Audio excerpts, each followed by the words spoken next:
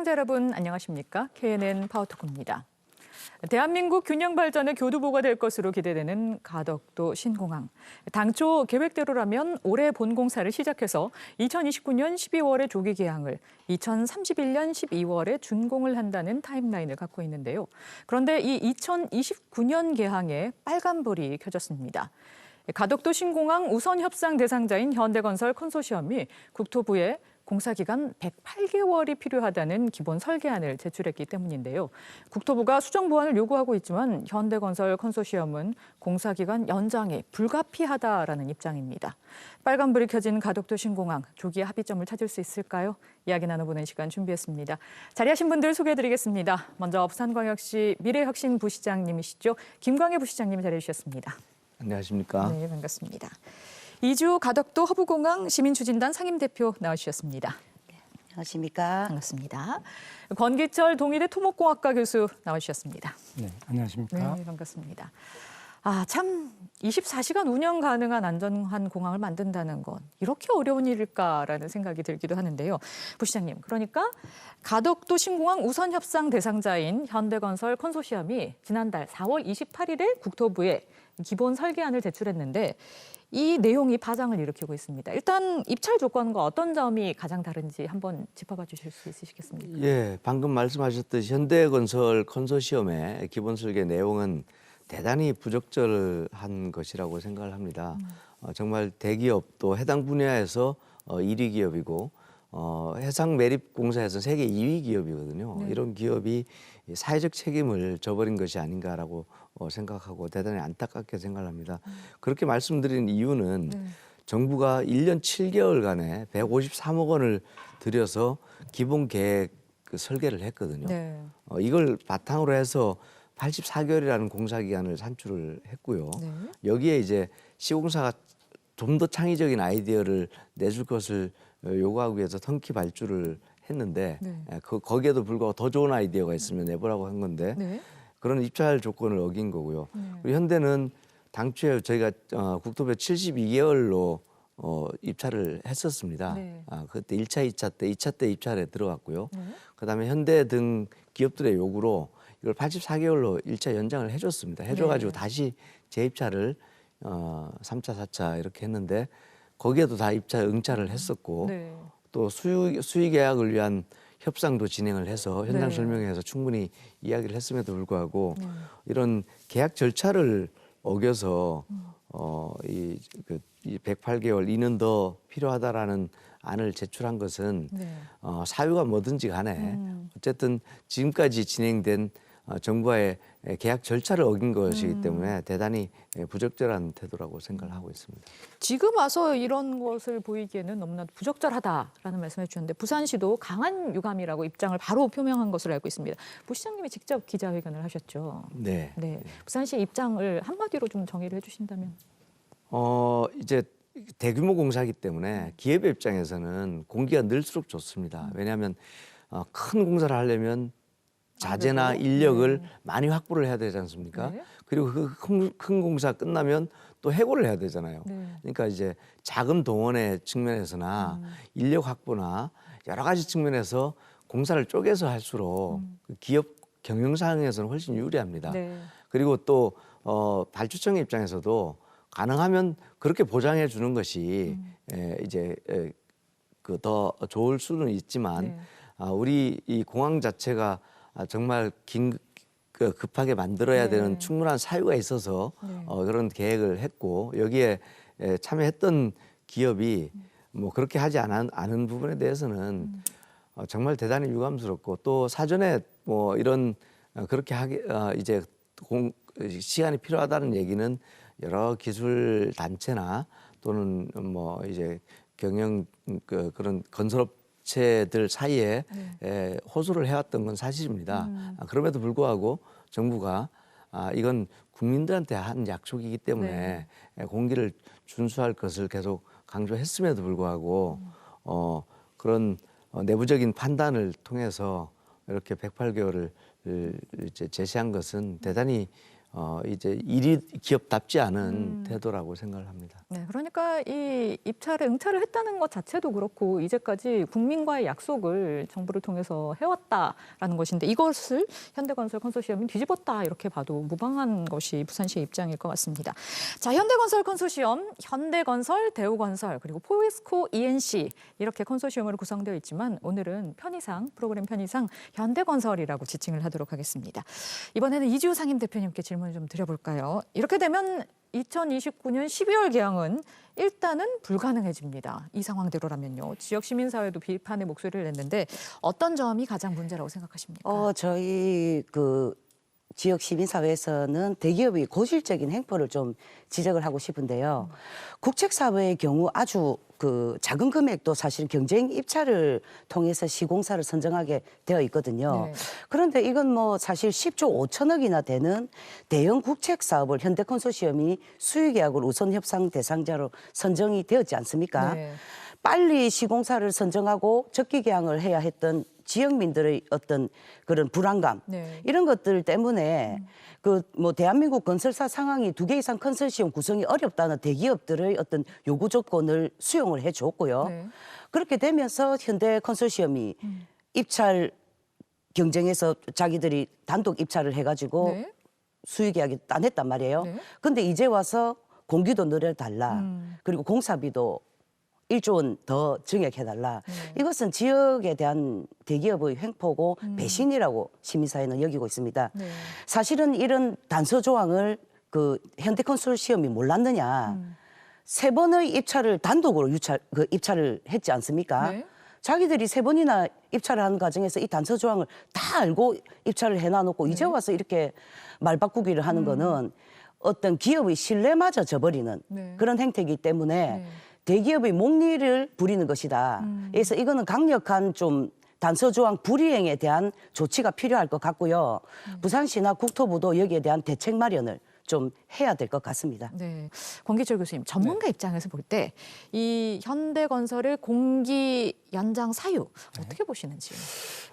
저희가 공사 기간을 선정을 할 때 지금 현대건설에서 얘기하고 있는 안전성, 완성도, 공사의 난이도 등은 지금 기본적으로 고려 사항이고요. 아주 원론적인 고려 사항입니다. 네. 이런 고려 사항은 저희가 입찰 제안에 나갔던 기본 계획 상황에서도 저희가 검토 대상으로 있고요.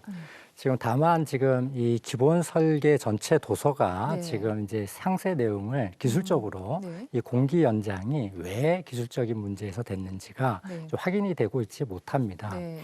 그래서 지금 저희가 기본 계획 상황에서 공기를 판단하는 거와 네. 그다음에 조금 더 구체적인 데이터를 가진 기본 설계 단계에서 공기를 판단하는 거는 일정 부분 차이는 있을 수 있습니다. 다만 지금 저희가 기본 계획 상황에서 판단을 했던 공기와 지금 이 현대 컨소시엄에서 제한 공기 차이가 상당히 좀 크게 나고 있습니다. 2년에 지금 차이가 나고 있고요. 그래서 어떻게 보면 상당히 좀 이례적인 상황이다 하고 생각이 되고요. 네. 그래서 이제 이 차이가 지금 기술적으로 왜 나는지 현대건설 컨소시엄은 충분하게 일단 소명을 해야 될 거고요. 네. 그리고 또 이런 것들이 지금 이 공기의 연장이 네. 결국은 국토부에서도 지금 빠르고 좀 현명한 판단이 필요한데 그런 검토를 지금 진행을 해야 된다고 생각을 합니다. 바뀐 데이터가 없는데 17개월이 더 필요하다라는 결과가 나왔더라고요.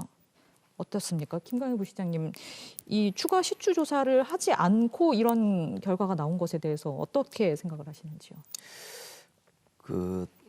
전에 아까 이제 29년 개항 문제에 대해서 걱정을 하셨기 때문에 저희도 그게 제일 걱정입니다. 그래서 29년 개항을 이제 하기 위해서 정부가 여러 가지 고민했던 건 이제 우선 시공분을 미리 착공한다든지 또는 인허가가 많습니다. 해수부나 또는 이제 부산시나 강서구에서 하는 인허가 이런 것들 또 산림청이나 이런 것들을 정부와 협조해서 빨리 좀 해주고 해서 여러 가지 조치를 취해서 루스타임을 줄여서 좀 빨리 하자라는 측면이 있었기 때문에 이제 이런 조치를 나중에 이제 그 공사 착공이 좀 늦어지긴 하겠지만 이런 것들을 통해서 어쨌든 29년 개항을 위해서 최선의 노력은 이제 국토부나 부산시는 하겠다는 입장은 아직 있다는 말씀을 다시 드리고요. 그다음에 연합 지반에 대한 그 계량 때문에 이제 이 물 밑에 집안에 대한 조사가 필요합니다. 그래서 네. 기본 계획할 때 59개의 관정을 뚫었거든요. 네. 뚫어가지고 조사를 한 데이터를 갖고 있는데 여기에 대해서 기업들이 아 이거 공사가 어렵다라고 해서 기업 전체를 불러가지고 59개 관정을 뚫은 로 데이터를 네. 다 공개를 했습니다. 네. 1차 입찰 전에. 네. 그래서 설명회도 하고 네. 그랬더니 공사 가능하다라고 얘기를 했고요. 네. 그래서 현대가 이제 2차 입찰을 공고하고 3차 공고, 4차 공고에 다 참여를 했지 않습니까? 네.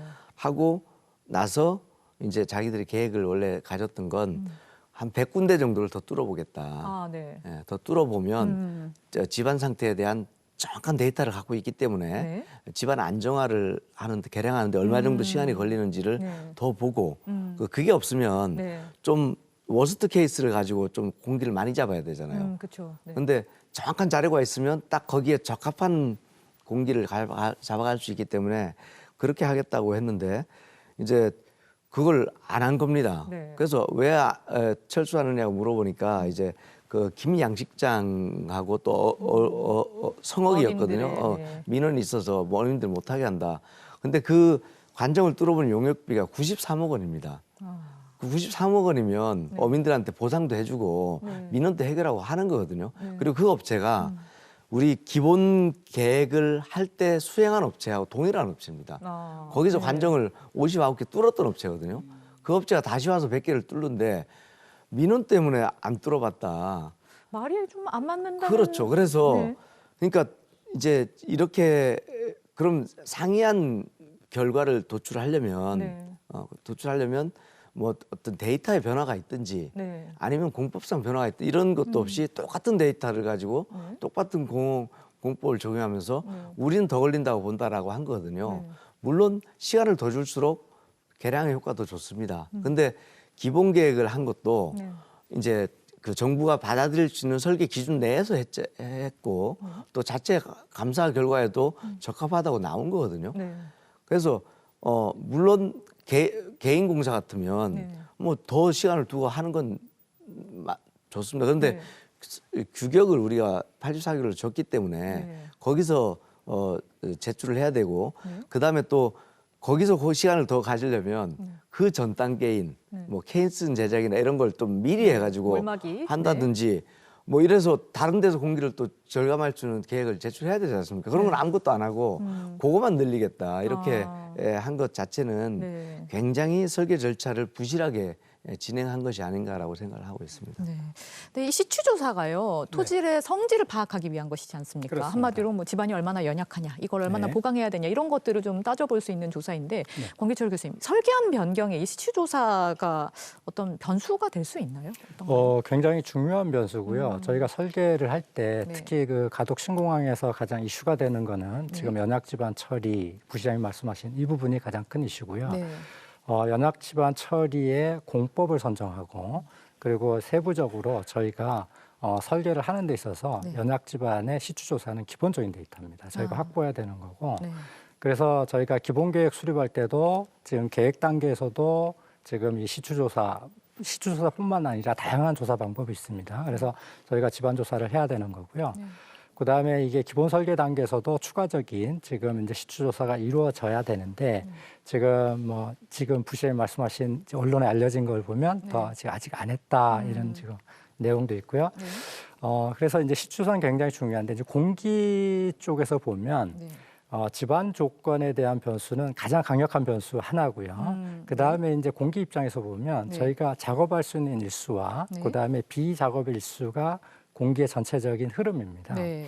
그래서 이제 이 연약 집안을 계량하는 공법을 적용함에 있어서 지금 이제 이 시추조사에 바탕한 공법 자체도 문제지만 네. 그거를 작업할 수 있는 여건, 그다음에 작업하지 못하는 여건 이런 부분들이 굉장히 중요합니다. 그래서 네.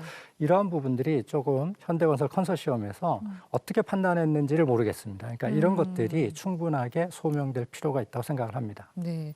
그리고 하나 더 궁금한 게 활주로가 이제 회상 쪽으로 걸쳐 네. 있지 않습니까? 공항의 주요 부지들은 이제 동측에 있고, 근데 부유식 활주로로 지금 설계를 하고 있고 매립 침몰 폐마 우려도 있을 텐데 이런 것들도 어떤 변경의 주요 사유가 될 수 있을까요? 지금 부유식 활주로로 제가 알기로는 부유식 활주로로 계획되고 있지는 않고요. 네. 전체적으로 지금 육상과 해상을 걸친 네. 지금 이제 이 해상 부분은 매립이고요. 네. 육상 부분은 저희가 이제 절취를 해서 이제 공사를 하는 이런 부분적으로 부분입니다. 걸쳐 있는 거군요. 그렇죠. 네. 그래서 뭐 전체적으로 이런 부분들이 저희가 이게 공사 기간을 좀 당기기 위한 노력의 일환인 측면도 있었고요. 네. 그런데 이제 저희가 지금 단계에서 부유식이냐 매립식이냐를 논의하는 거는 네. 사실은 이건 기본계획 단계에서 저희가 충분히 검토돼서 네. 지금 나온 결론이기 때문에 네. 지금 단계에서는 논의 사항은 아닌 것으로 생각을 합니다. 네, 좋습니다. 현실적으로 국토부와 부산시가 내놓을 수 있는 카드라고 해야 될까요? 대응 방안이 좀 궁금해지는데요.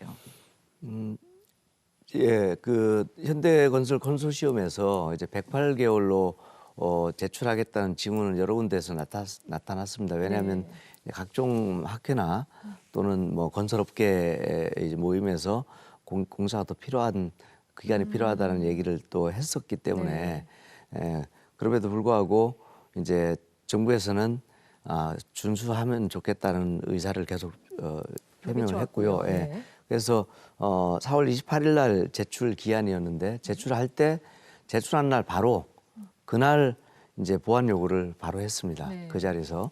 그다음에 두 번째로 이제 이 부적격 처리될 가능성이 가장 높기 때문에 부적격 처리 이후에 신속한 발주 절차를 어떻게 할 것인지를 준비하기 위해서 네. 자문단 TF를 그날 바로 구성을 했거든요. 그래서 국토부는 미리 준비를 하고 있었다는 생각이 들고요. 그래서 지금 뭐 현대가 이제 보완을 하지 않고 108개월로 하는 이유에 대해서만 소명을 한 것으로 알고 있습니다. 그렇기 때문에 이제 중앙건설기술심의위원회에서 부적격 처리될 것으로 예측이 되고 있고 그렇게 되면 우리 시는 이제 국토부와 긴밀히 협의해서 행정 절차를 가장 최소화할 수 있는 방안으로 해서 입찰에 대한 재공고를 즉시 가야 되지 않을까 이렇게 생각을 하고 공사는 안전하게 신속하게 진행될 수 있는 방안을 계속 협의해 나갈 계획입니다. 네, 이 부분 이 자격이 박탈되면의 이야기는 조금 후에 나눠보기로 하고요. 현대건설이 제출한 설계안 말씀하셨듯이 국토부의 중앙건설기술중심위원회에서 심의평가를 거치게 되는데 여기에서는 어떤 점을 중심으로 평가를 하게 되는 건가요? 지금 중앙건설기술심의위원회는 명칭 그대로 기술에 대한 심의입니다. 네. 그래서 저희가 전체적으로 이 기술이라 하면 지금 이제 해당하는 공사에 대해서 최종적인 품질에 지금 저희가 확보를 할 수 있느냐, 시공성을 확보하고 있느냐, 경제성을 확보하고 있느냐 이런 부분이 되겠지만 지금 있는 이 사안에서 보면 가장 핵심적인 거는 지금 공사 기간의 문제입니다. 이런 공사 기간에 대한 부분도 기술적인 부분에 포함을 하고 있고요. 지금 이제 공사 기간을 집중적으로 중심위는 지금 이게 살펴보지 않을까 생각을 하고 있습니다. 네, 좋습니다. 자, 사실은 부산 경남에 안전하면서도 24시간 운영 가능한 공항 이 필요성이 제기된 게 1990년대의 일입니다. 근데 30년이 지난 지금도 첫 삽을 뜨지 못했다는 것이 참 안타깝고 가슴 아픈 일인데요. 자, 이제 대선이 30일여 한 달도 남지 않은 상황입니다. 어떠세요? 이주상임 대표님.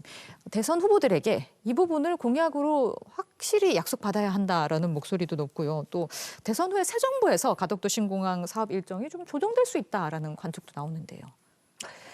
네, 뭐 선거 때마다 나온 게 사실은 가덕 신공항이 있지 않습니까? 역대 선거에서. 근데 이제 사실은 대한민국의 제2 수도라는 이 부산, 이 위상은 너무나 쇠퇴를 했고요.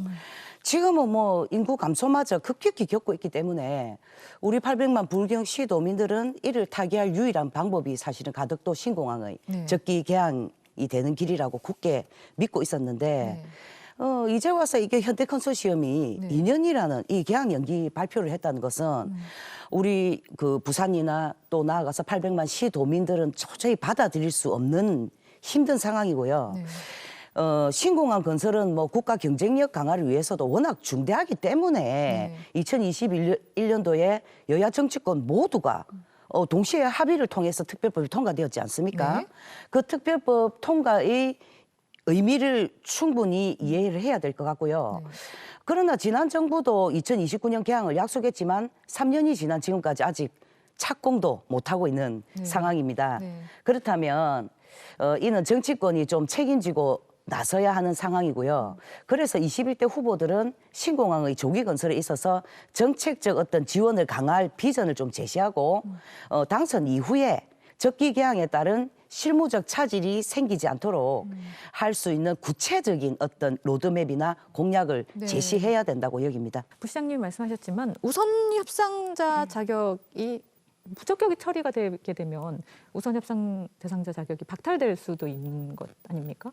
네, 그렇습니다. 이제 2차 그러니까 72개월로 2번 입찰을 했고 네. 84개월로 바꿔서 2번 입찰을 했거든요. 네.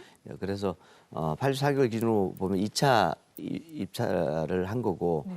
입찰 공고를 한 거고 그래서 2차 공고에서 유찰이 된 거하고 똑같이 됩니다. 그래서 뭐 3차 공고로 갈 수가 있다고 법상으로는 보고요. 네. 그렇게 되면 이게 명백한 결격 사유이기 때문에 네. 중심위에서 이제 이게 DQ라 그러는데 이제 뭐 부적격 처리가 되면 네. 공식적으로 통보가 됩니다. 통보가 되면 네. 바로 입찰을 할 수가 있고 네. 그렇게 했을 때 현대건설 컨소시엄의 대표사가 현대건설이거든요. 그래서 네. 현대건설은 앞으로 이 사업에 참여할 수 있는 자격이 아예 없어지고요. 네. 근데 컨소시엄에 같이 참여했던 기업들은 대표사는 아니기 때문에 네. 또 참여를 할 수가 있습니다. 아, 네. 근데 뭐 이주 대표께서도 아까 좋은 말씀 하셨는데 이제 대기업 두 개사만 컨소시엄 할 수 있는 걸 세 개사까지 풀어줬거든요. 네. 사실 그 효과는 모든 기업이 다 참여하라는 좋은 효과도 있지만 사실 독점이 되는 거예요. 그럼 다른 컨소시엄 만들 수가 없으니까. 네. 근데 이제 현대가 빠지게 되면 네. 그런 독점 구도는 없어지기 때문에 경쟁 구도도 될 수가 있고 아, 네. 또 다른 기업들도 좀 더 자유롭게 참여할 수 있기 때문에 충분히 그런 방식으로 하게 되면 여태까지 잃었던 시간을 좀 더 만회할 수 있는 기회도 될 수 있지 않을까 생각을 해서 그런 부분에 대해서 아까 교수님께서 말씀하셨듯이 정부가 판단을 너무 늦추어서는 안 된다. 빨리 판단을 해서 빨리 진행을 하면 좋겠다는 생각입니다. 네. 새로운 사업 대상자를 찾는데 시간이 좀 걸리지 않을까라는 생각이 또 들으면서 들기도 하는데요. 이 부분은 어떻게? 네, 그렇습니다. 그래서 왜 당초에 입찰자가 계속 한 군데밖에 없었나라는 부분인데 네. 이제 시공 능력이나 경쟁력 측면에서 현대건설을 능가할 수 있는 기업이 우리나라에 많지 않습니다. 네. 그러다 보니까 그런 이 어려운 공사를 경쟁해 가면서 입찰에 참여하기는 좀 어렵다고 생각을 합니다. 네. 시장 구도에서. 네. 근데 이제 현대건설이 빠지게 되면 또 이야기가 달라지기 때문에 다른 기업들 입장에서는 이런 의미 있는 공사에 참여하고 싶은 의사를 충분히 갖고 있다고 생각을 합니다. 그래서 새로운 시장 구도를 열어주고 거기에 좋은 건설사들이 참여할 수 있도록 해주는 것이 지금으로서는 가장 빠른 길이 아닌가 생각을 하고 있습니다. 네. 저희가 플랜 B라고 얘기를 하고 있지만 현대건설 컨소시엄 같은 경우는 지금 설계 보완을 당장은 하지 않겠다라는 입장을 고수하고 있는 것으로 알려지고 있고요. 그렇다면 플랜 B에 대해서 조금 더 우리가 심도 있게 얘기를 해봐야 될 것 같은데 전문가 입장에서 어떠세요? 네. 이 시간을 새로운 어떤 사업자를 찾는데 시간이 좀 걸릴 거라는 우려에 대해서 그 교수님께서는 어떻게 생각하시는지? 현실적으로 지금 저희가 입찰 과정에서 봤듯이 네. 그 업체의 입장에서 보면 이 사업에 대한 지금 전체적인 리스크가 굉장히 크다 하고 일단 판단을 하시는 것 같습니다. 네. 그래서 입찰에 참여하기가 굉장히 조금 어렵지 않았나 하는 생각이 있고요. 이러한 우려들 때문에 국토부에서도 입찰 조건을 조금 이제 이 업체 의견을 받아들여서 조정을 했었고요. 네. 그래서 저희가 지금 이제 다시 현대 컨소시엄이 이제 우선 협상자 지위가 지금 있는 상황인데 이게 이제 박탈이 되고 다시 이제 프로세싱을 간다면 저희가 이제 업체가 얼마만큼 참여할 수 있느냐 하는 거에 대해서 좀 심도 있게 그러한 유인책이 어떤 게 있는가 하는 거를 고민을 해봐야 되고요. 아, 네. 또 하나는 저희가 업체가 지금 경쟁에 대해서 결정이 됐을 때 이 착공까지의 지금 저희가 기본 설계를 했던 시간들이 또 한 번 또 고려를 해야 되는 부분들이 있습니다. 그런데 현대 컨소시엄을 지금 그 기본 설계를 다시 쓰진 않을 거지만 네. 그래서 그런 시간들을 얼마만큼 단축해 낼 수 있느냐 네. 이런 부분들까지 저희가 조금 종합적으로 고민을 해볼 필요가 있다고 생각합니다. 네. 시민사회에서는 이거 어떻게 보세요? 일단은 그 공기에 대한 부분에 대해서 그동안에 본인들도 어차피 이걸 참여를 해왔지 않습니까? 세 번 네. 입찰을. 네. 그런데 뭐 이렇게 말을 바꾼 거에 대한 네. 거에 대한 책임을 져야 되고요. 네. 그다음에 이제 뭐 우리 시민사회에서는 지금 뭐 2030 엑스포 때문에 뭐 2029년 개항 뭐 이런 게 너무 현실적으로 맞지 않다 이런 이야기도 나오고 있는 과정에서 현대컨sor시엄까지 네. 이런 상황이 터지니까 사실은 굉장한 불경에서 위기감이 있거든요. 네. 이건 빠른 조치를 최대한 아까 교수님 말씀하셨듯이 이거 단기간에 빨리 조치를 취해야 된다고 여기고 있습니다. 네. 어쨌거나 빠른 개항을 목표로 달려온 시간들이 있는 만큼 지금 여기서 더 지체되면 안 된다라는 생각들은 뭐 학계에서나 뭐 전문가로서의 입장이나 부산시의 입장이나 뭐 국토부의 입장이나 또 시민사회 입장이나 다를 바 없어 보입니다.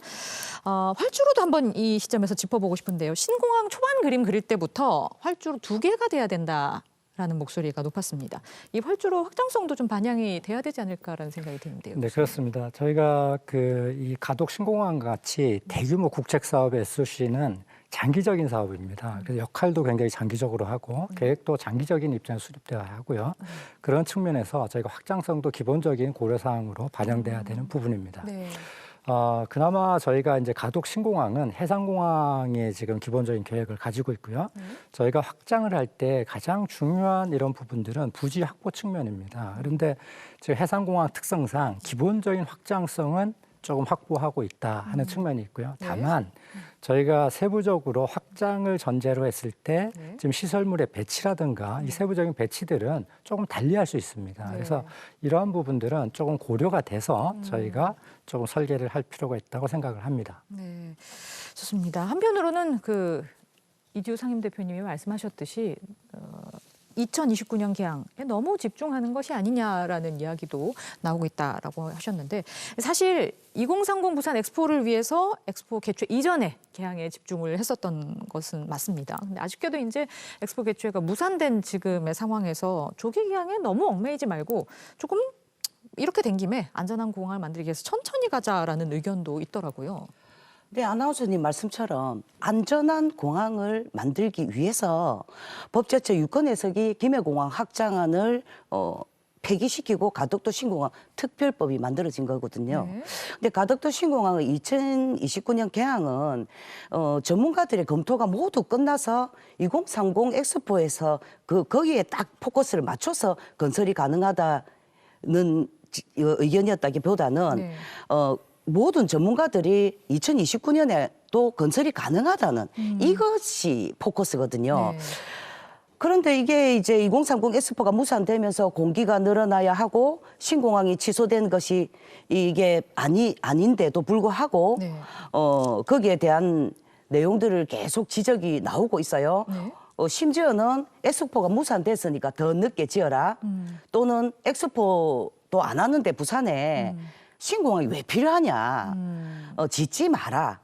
안전 생각해야지 공사기간 늘려라 등등 무슨 우리가 부산이 무슨 거대한 공항을 짓는다는 것도 아니고 할주로 하나 놓는 공항 하나 짓는다는 건데 이렇게 반대하는 내용들이 너무나 많습니다. 네. 그래서 지난 시간들을 이렇게 돌이켜보면 가덕도 신공항을 건설을 반대하는 논리 네. 그리고 수도권 일극주의에 의해서 정말 지난 수십 년간 가덕도 신공항 건설은 이렇게 불가라는 논리들이 사실은 끝없이 쏟아져 나왔었거든요. 네. 이건 2030 엑스포 개항에 맞추어서 꼭 하는 그것은 아니었고 어차피 이 전문가들이 모두 이것은 가능하다는 네. 의견들이 나왔기 때문에 한 상황이었고요. 네. 지금 김해공항은 이미 사실은 포화 상태입니다. 네, 지금도 그렇죠. 벌써. 네. 그리고 전국의 수도권에 갈수록 더 모르는 것이 김해공항 활용하면 되지 않느냐 하는데 김해공항은 큐프 타임이 존재하는 사실은 네. 24시간 운항이 되지 않는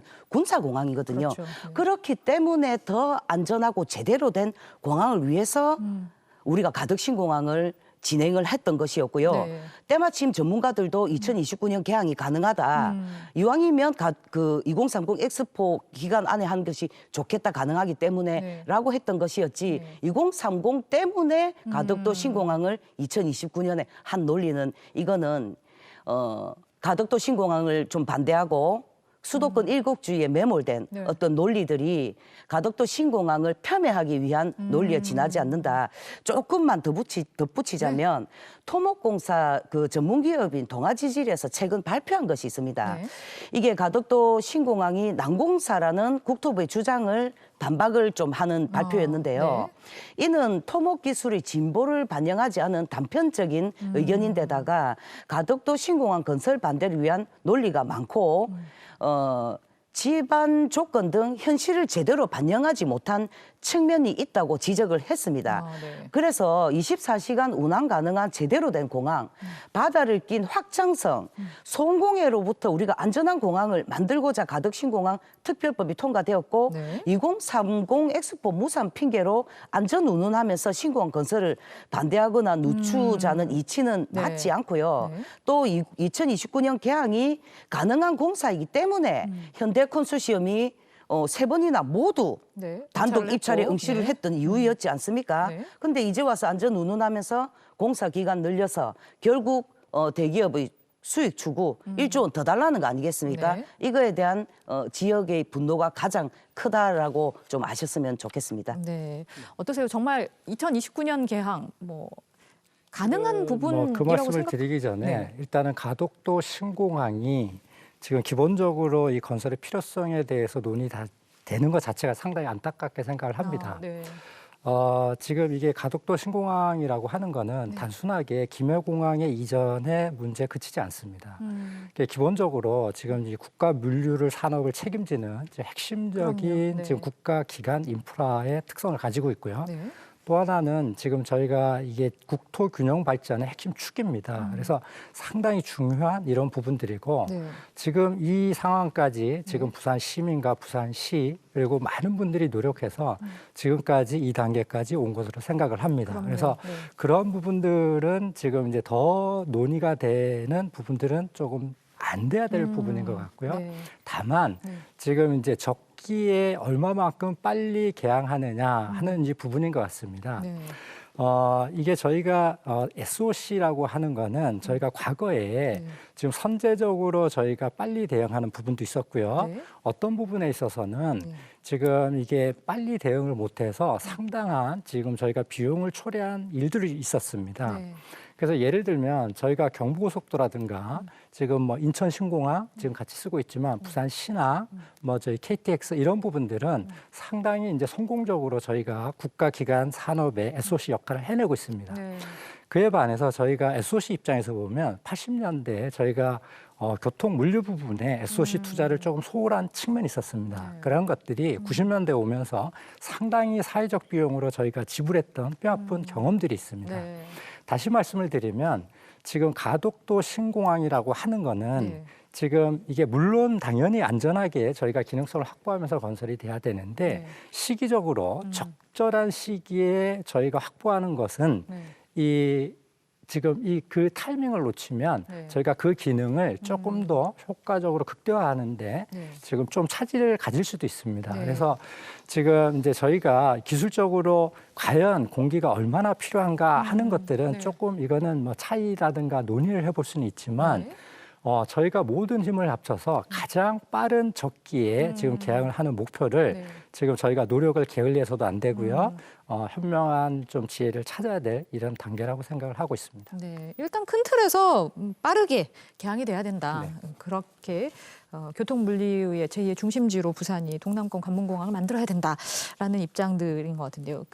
김광현 부시장님, 요거 조금 뼈아픈 얘기긴 한데 그동안 부산시의 대응이 조금 안일하지 않았나라는 의견들도 있더라고요. 천천히 가더라도 확실하게 가자는 의견, 요거 어떻게 생각하세요? 예, 천천히 가더라도 확실하게 한 걸 두 가지로 나눠보면 네. 이제 속도는 어떻게 할 거냐, 그다음에 또 좋은 공항을 어떻게 지을 거냐를 안전한 공항은, 네. 나눠서 볼 수 있을 것 같은데 네. 이게 이제 우리가 그 공항을 아까도 90년대부터 했다고 하지만 공항이 결정된 게 2005년도에 허남식 시장 계실 때 네. 이제 공항을 만들어 달라고 공식적으로 노무현 대통령 재임 시절에 네. 저희 정부에 제안을 했고 네. 2006년에 노무현 대통령이 공항을 짓겠다고 발표를 했습니다. 네. 그 이제 공항을 짓겠다 결정한 뒤로 지금 20년이 지난 거거든요. 네. 그러면 사실 20년이면 몇 개를 짓고도 남을 시기인데 맞습니다. 아직도 착공을 못한 거지 않습니까? 네. 굉장히 늦었다는 거죠. 그래서 엑스포도 사실은 공항을 빨리 하기 위해서 엑스포를 우리가 유치하려고 했지 않습니까? 네. 이 공항을 자꾸 늦추지 말자라고 한 거고, 네. 네, 그래서 84개월 내에 하자고 한 거죠. 그래서 우리가 이제 공항의 문제가 이제 뭐 외국에 나가는데 편하다 이렇게 생각하시면 안 되고요. 우리 부산이 인구가 감소한 이유가 뭐겠습니까? 대기업이 부산에 많이 성장을 못하고 못 들어왔지 않습니까? 네. 대기업이 못 들어온 이유가 공항이 없어서 그렇습니다. 왜냐하면 예를 들면 삼성바이오가 부산에 얼마나 오고 싶어 했습니까? 네. 근데 결국 부산에 공항이 불비해서 부산에 올 수가 없어서 인천으로 갔지 않습니까? 네. 삼성바이오 10년 전에 창업할 때 네. 그게 얼마나 큰 기업입니까? 이런 비즈니스 찬스들을 우리가 공항을 갖지 못했기 때문에 놓쳤던 거거든요. 그리고 교수님이 말씀하셨듯이 지금 동북아의 항공시장이 굉장히 빠르게 성장하고 있는데 이게 국내 경쟁이 아닌 거예요. 네. 그 일본이나 중국이나 또는 동남아시아의 각국이 이 거점 항공사, 거점 공항을 만들어내기 위해서 굉장히 노력을 많이 하지 않습니까? 중국은 한두 개가 아니고 거점 지역별로 거점이 만들어지는데 이게 다 우리의 경쟁 요소인데 네. 시장이 성장할 때 수요를 우리가 장악하지 못하면 나중에는 수요가 없는 거지 않습니까? 그래서 이게 속도가 굉장히 중요하다. 그래서 84개월 내에 예, 84개월이면 2032년 6월이거든요. 네. 그때까지는 해야 되겠다는 입장이고 그리고 2029년을 얘기했던 건 그 과정에서 공항이 활주로나 터미널 같은 건 미리 좀 되지 않습니까? 네, 조기 그럼 계약을 할수 엑스포를 있죠. 하게 네. 되면 네. 그걸 장거리 노선을 가져오고 또 김해공항 국제선이 네. 너무 오버플로우가 있기 네. 때문에 네. 그걸 우선 먼저 쓰겠다라고 했던 거예요. 그래서 이거는 엑스포가 있든 없든 84개월에 영향을 주는 건 아닙니다. 그래서 근데 29년 개항이라는 걸 상징적으로 했던 부분이고 네. 29년 개항이라는 것도 저희가 서축 부지 매립이라든지 이런 것 하기 전에 네. 예, 우선 된 걸 먼저 쓸 수 있는 방법을 찾자라는 네. 거고 네. 그다음에 그 전에는 그걸 위해서 각종 인허가 절차나 이런 걸 땡겨줄 테니 네. 시공사한테 그만큼 인센티브를 주겠다는 거죠. 해서 너희가 한다면 충분히 우리가 뒷받침을 해주겠다라는 정부의 정책을 우리가 얘기한 거고요. 네. 그래서 그 계획은 다른 시공사가 들어오더라도 같이 노력을 해야 된다고 봅니다. 한 데까지. 네. 예, 그걸 뭐 이미 좀 몇 달 늦어졌기 때문에 포기하자라는 게 아니고 2029년 그 시설이 일부라도 되면 네. 그걸 먼저 쓰고 컴퓨터 타임 없이 예, 할 수 있는 건 쓰자라는 그런 취지고 준공은 2032년 까지 준공을 하려고 하는데 좀 늦어진다면 32년 말까지는 준공을 해야 되지 않을까 생각을 하고 있습니다. 무안공항 사고도 우리가 봤지만 이제 안전이 굉장히 중요하다고 또 국민들이 생각을 하고 또 급히 하려다 보면 안전하지 못한 리스크가 있지 않느냐라는 걱정도 하지 않습니까? 네. 그 부분에 대해서도 정부가 정확히 답을 줘야 된다고 생각을 합니다. 저희도. 근데 이제 이 부분은 정부도 그래서 지지난주에 공항 건설 안전 기준을 새롭게 만들어서 발표를 했습니다. 네. 다만 지금 입찰이 진행 중이기 때문에 네. 경기 중에 룰을 바꿀 수는 없지 않습니까? 그래서 그런 부분은 입찰은 입찰대로 진행해서 입찰 규격에 맞게 제안이 들어오고 네. 사업자가 선정돼서 시공이 된다면 네. 그때 정부의 지침에 따라서 그 기준에 맞게 설계를 또 변경하는 절차를 가질 수가 있습니다. 네. 그렇게 해서 절차가 진행돼야 되는데 네. 만약에 지금 룰을 바꾸려다 보면 네. 새로운 룰을 만들고 새로운 입찰을 진행하려면 1년 걸리거든요. 너무 시간이 많이 걸리네요. 그렇지 않습니까? 그래서 네. 지금 이미 과거의 룰을 가지고 진행해 오고 있기 때문에 이 룰대로 빨리 진행을 하고 네. 그다음에 정부가 안전을 위해서 더 필요하다면 네. 새로운 지침을 시달하고 거기에 따라서 설계 변경 절차를 해서 더 안전한 공항을 건설할 수 있도록 하면 되는 그게 더 빠른 길이기 때문에 그래서 저희는 이제 안전을 고려하더라도 입찰 절차를 신속히 진행하는 것이 바람직하다라고 지금 생각을 하고 있는 것입니다. 네, 좋습니다. 이 얘기도 해보겠습니다. 공항이 하드웨어라면 거점 항공사는 소프트웨어라고 할 수 있는데요. 가덕도 신공항 거점 항공사를 유치하기 위해서 애를 참 많이 썼는데 이게 가능성이 좀 낮아지고 있습니다. 최근에 산업은행이 김해공항과 인천공항에 양대 LCC를 제안을 했더라고요. 물론 뭐 3가지 안 중에 하나인데 이 상임 대표님 어떻게 생각하십니까? 정말 부산 시민으로서 너무 안타까운 상황입니다. 네. 부산에 18년간 키운 이 에어부산이라는 지역 항공사, 네. 예, 지역 향토 기업이죠. 이게 지금 이제 에어부산이라는 이름을 쓰지 못하는 상황이 왔다는 거예요. 네. 우리가 이제 에어부산 이거를 지키려고 했던 이유가 사실은 신공항이 성공을 하려면 초기에는 좀 수익과 관련 없이 신공항을 모항으로 딱 버텨줄 거점 항공사가 좀 네. 필수거든요. 아까 네. 아나운서님 말씀처럼 소프트웨어에 해당되지 않습니까? 네. 그래서 이제 에어부산이 그동안 사실은 김해공항을 대한민국 제2공항으로 키워오는데 그 역할을 해왔습니다. 그리고 에어부산이 가덕도 신공항이 건설되면 그 역할을 할 것이라고 이제 우리 지역민들은 굳게 믿고 있었는데요. 대한항공은 LCC 3사를 진에어 브랜드 중심으로 인천공항 중심 항공정책을 입장을 밝힌 상황이고요. 네.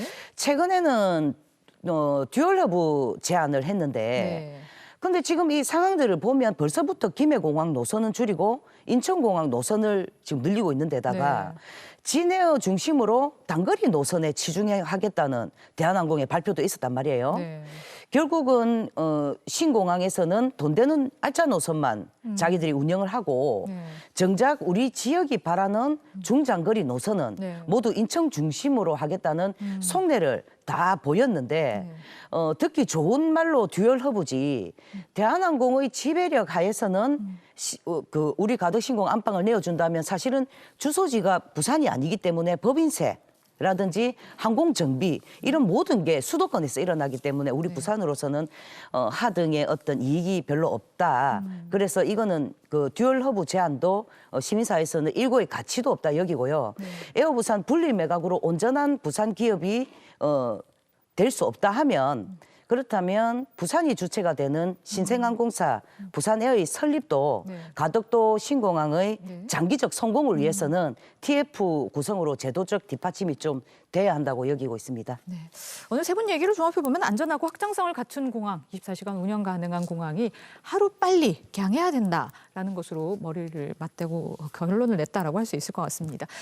마무리 발언을 좀 청해들어야 될 시간이 벌써 되었는데요. 작년 말부터 항공기 사고가 잇따랐습니다. 어느 때보다 안전에 대한 요구가 높은 상황이고요. 안전하고 확장성 갖춘 가덕도 신공항이 되기 위한 필요 충분 조건을 말씀해 주셔도 좋고요. 오늘 못다한 얘기 해주셔도 좋습니다. 밑그림을 그리는 단계이기 때문에 더더욱 꼼꼼하게 좀 챙겨야 될 부분이 많을 것 같은데 이 부분에 대해서 어떤 얘기들을 더 해주고 싶으신지 세 분께 마무리 발언 부탁드리겠습니다. 먼저 우리 예. 네.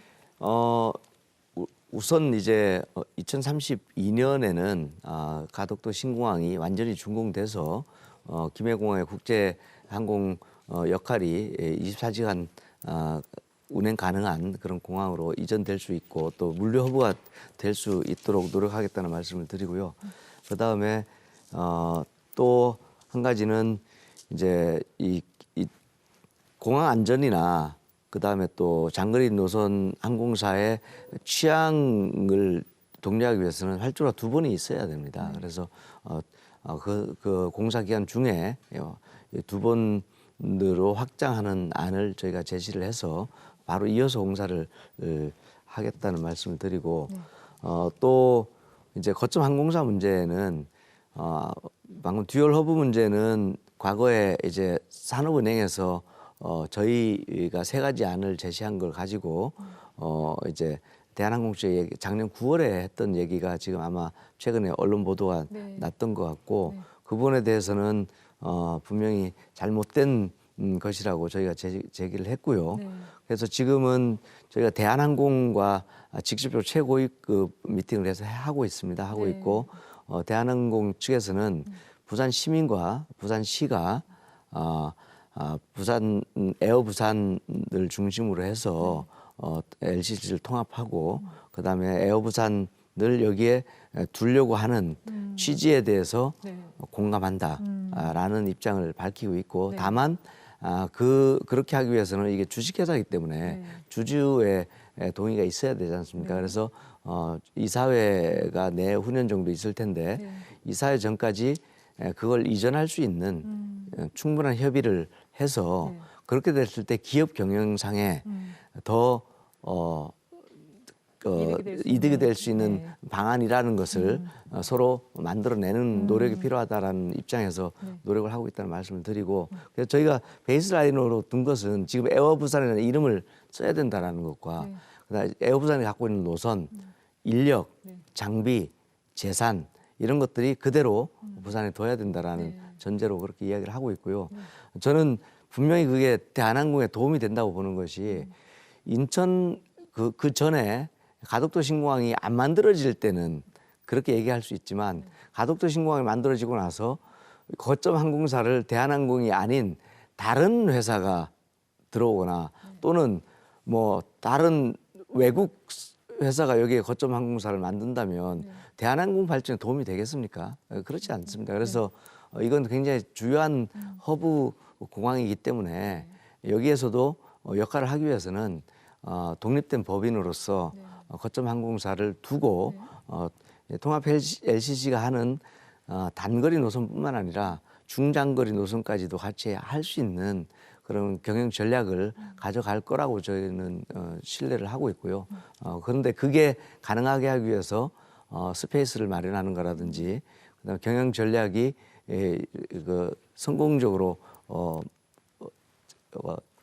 구축될 수 있게 하는 부분에 대해서 저희 시가 네. 어느 정도 인센티브를 제공하고 도와줄 것인지에 대한 부분을 같이 의논을 하고 있다는 말씀을 드립니다. 네, 감사드립니다. 네, 교수님 부탁드리겠습니다. 네. 앞에서 말씀드린 것처럼 지금 상황에서는 잠시 저희가 어려움을 겪는 상황인 건 맞지만 이게 극복 못할 어려움은 아니라고 생각을 합니다. 그래서 빨리 저희가 지혜를 모으면 저희가 적기에 개항하면서도 저희가 안전하고 그리고 굉장히 훌륭한 지금 가덕도 신공항을 보지 않을까 기대를 하고 있습니다. 그러기 위해서 지금 저희가 지금 있는 어려움에 대해서 부산시와 그리고 이제 국토부 이게 담당 부서죠. 이 협업이 굉장히 중요하고 그리고 이 가덕도 신공항이 제가 몇 차례 말씀드리지만 이게 단순하게 지금 이게 부산에 그냥 있는 뭐 지역공항 이런 성격이 아닙니다. 이건 국가 사업이고요. 그래서 이런 인식에 기반하에 저희가 추진해야 될 필요가 있다 하는 걸 다시 한번 말씀드리고 지금 어려움에 대해서 지금 부산시가 지금 부시장님 긴급 기자회견도 하셨는데 제가 내용을 봤습니다. 상당히 공감을 하고 시기적으로도 상당히 적절하게 저희가 대응을 했다 판단을 하는데 그 중에서 저희가 국토부와 조금 더 국토부에 조금 이제 의견을 개진을 하자면 무엇보다 빠른 판단입니다. 지금은 이제 더 이상 이런 절차적인 이런 부분에서 저희가 시간을 놓치는 일은 없게 지금 해야 될 것 같고요.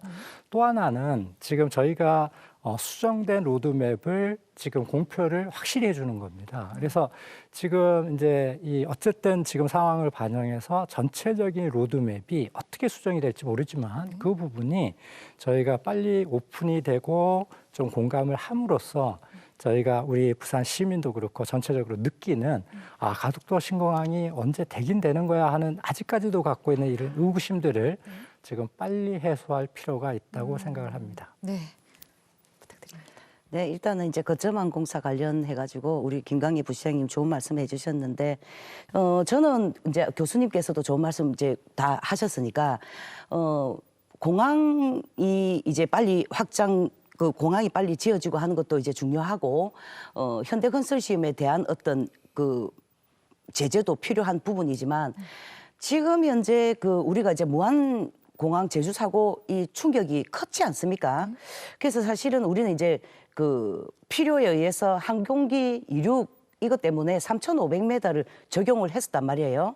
근데 최근에 이렇게 할주로 오버런 사고나 이런 거를 보면 할주로 길이와 종단 안전구역이 좀 중요하다는 것을 우리가 다 알게 되었습니다. 그래서 종단 안전구역 보강을 좀 해야 되는 부분을 좀 필요하다는 부분을 말씀드리고요. 그다음에 안전한 착륙을 위해서 활주로 폭 이것이 45m가 아닌 60m로 좀 변경이 되었으면 하는 부분은 시민사회는 이야기하고 있습니다.